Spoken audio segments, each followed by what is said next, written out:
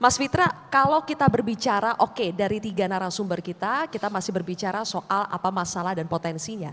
Tapi kita ingin mengetahui tren untuk 1 tahun ke depan nanti, bagaimana dengan berangkat dari kondisi kita saat ini, apakah kita bisa optimistis untuk melihat daya saing UMKM kita, kemudian pertumbuhan konsumsi kita bisa meningkat di tahun berikutnya?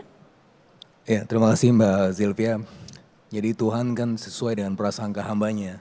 Apabila kita berpikir positif, maka Tuhan pun akan mengabulkan doa-doa kita. Amin. Nah, jadinya, tapi sebelum saya menjawab itu, saya ingin berangkat dari satu hal yang lebih filosofis dulu. Yang biasa dimention oleh Pak Presiden, bahkan dibawa ke forum UN General Assembly kemarin ya. Ada famous quotation dari famous philosopher, Thucydides. The strong can do what they want. The weak must suffer what they must. Nah, ini adalah doktrin usang, di mana kita melihat bahwa yang kecil itu diinjak-injak yang besar. Maka pemerintahan dalam hal ini, Presiden juga melihat bagaimana yang kecil itu berada di sentra kuasa, bukan berada di lingkar luar. Dia menjadi penggerak ekonomi utama. Makanya kita beruntung sekali berada di panel ini.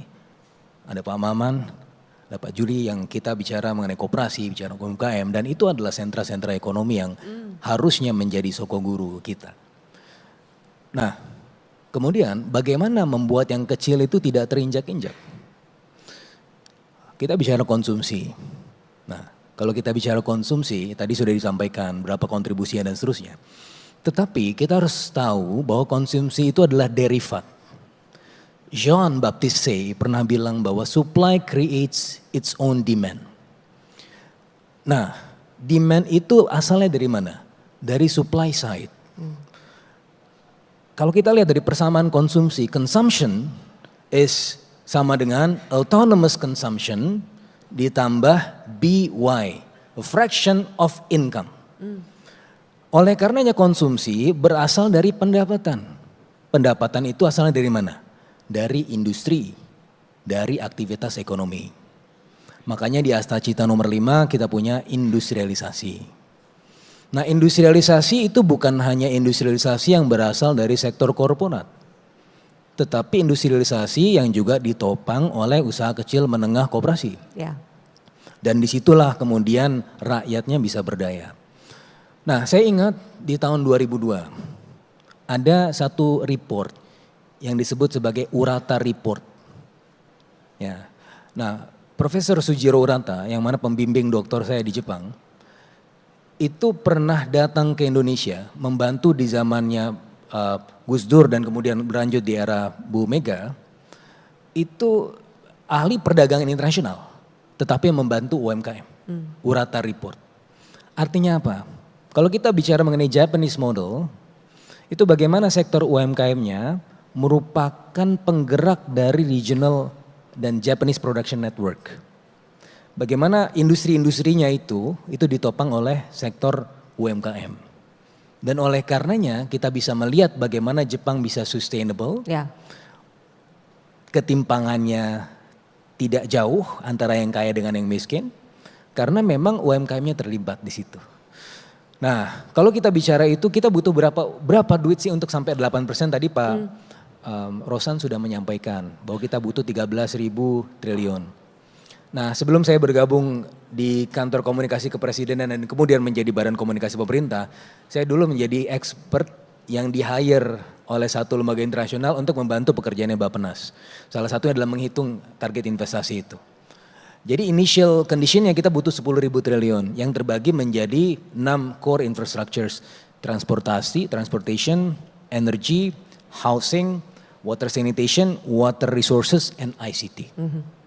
Nah, salah satu yang paling unik di antara semua itu adalah, ini butuh 10.000 triliun untuk dibagi menjadi 6 sektor ini, tapi salah satu yang memiliki pengganda yang paling besar dan unik kenapa? Karena dia fleksibel dan dia inklusif adalah sektor ICT. bagaimana di zaman pandemi kita melihat UMKM itu terangkat. Dan itu merupakan objek penelitian saya juga bersama Area, di mana kita waktu itu menulis Acceleration of Digital Transformation in ASEAN. Salah satunya adalah juga bagaimana sektor ICT itu bisa menopang pertumbuhan di sektor UMKM dan itu pelajaran dari post-COVID. Nah, jadi kalau kita melihat DEFA, ASEAN DEFA, Digital Economic Framework Agreement tahun 2030, by 2030 potensinya 2 triliun US dollar. Indonesia bisa menyumbang 368 billion US dollar, itu jadi sangat signifikan sekali. Maka bagaimana kita bisa menopang sektor UMKM yang mana pada akhirnya bisa menjadi penopang pertumbuhan ekonomi adalah melalui jalur itu. Karena kalau kita lihat nih consumption yes, tapi consumption is stagnating. Kita melihat di kuartal 1 sedikit koreksi tadi angka dari Metro TV bukan 4,89%, tapi di kuartal 1 4,95%, ya menjadi 4,97% di kuartal kedua. Tetapi kita lihat 4,97% di kuartal kedua itu masih di bawah pertumbuhan ekonomi yang 5,12%. Nah, tapi apa yang kemudian bisa mengungkit itu? Yang mengungkit itu adalah PMTB tumbuh 6,99%. Kalau kita lihat sektor industri pengolahan tumbuhnya 5,68% dibanding kuartal 1 yang 4,55%. Artinya kalau kita melihat consumption, it's not consumption alone, tapi consumption yang entangled dan variabel-variabel yang lain.